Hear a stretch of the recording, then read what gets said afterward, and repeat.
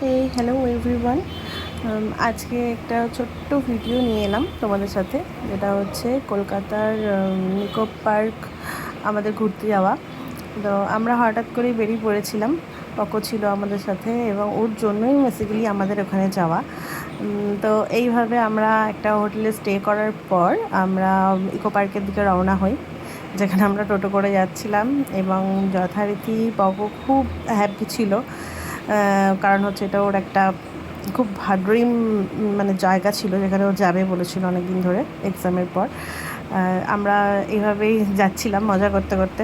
তো ইকো পার্কের ভেতরে গিয়ে আমরা এখানে মোটামুটি অনেকক্ষণ স্টে করেছিলাম।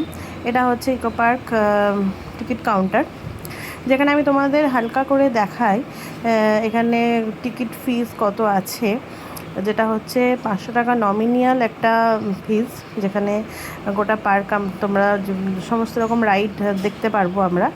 আর ভেতরে 3টে সেকশন আছে, 3টে ভাগে ভাগ করে দেওয়া হয়েছে পার্কের টিকিটগুলো। যেটা একটা রাইডের জন্য সমস্ত রাইড তোমরা ফ্রি অফ কস্ট পেয়ে যাবে।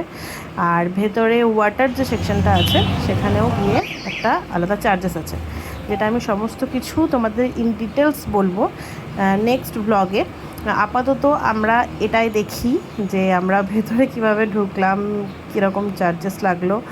আর ভেতরের সিনারিওটা জাস্ট অসাধারণ ছিল, আমাদের ফার্স্ট এক্সপিরিয়েন্স, আমরা ফার্স্ট ঘুরতে যাই ওখানে।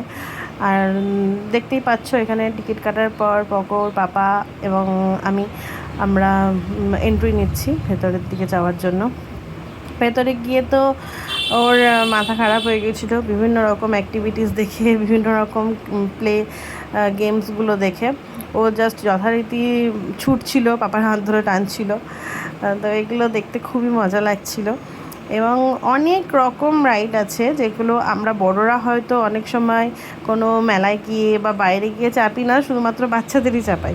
কিন্তু এখানে সেটা একদমই নয়, এখানে সমস্ত বড়রা বাচ্চারা সমস্ত এজের মানুষ সমস্ত রাইডে সমানভাবে পার্টিসিপেট করতে পারবে। তো এই ভিডিওটা তোমরা দেখো, এইটুকু আমি পোর্শন আপাতত আপলোড করছি, যেটা হয়তো অনেকটাই সুন্দর, হেল্পফুল। আর নেক্সট ব্লগে আমি এই সমস্ত ডিটেলস মানে টিকিট চার্জেস কী আছে এবং সমস্ত ডিটেলস নিয়ে আসছি। চলো, টাটা।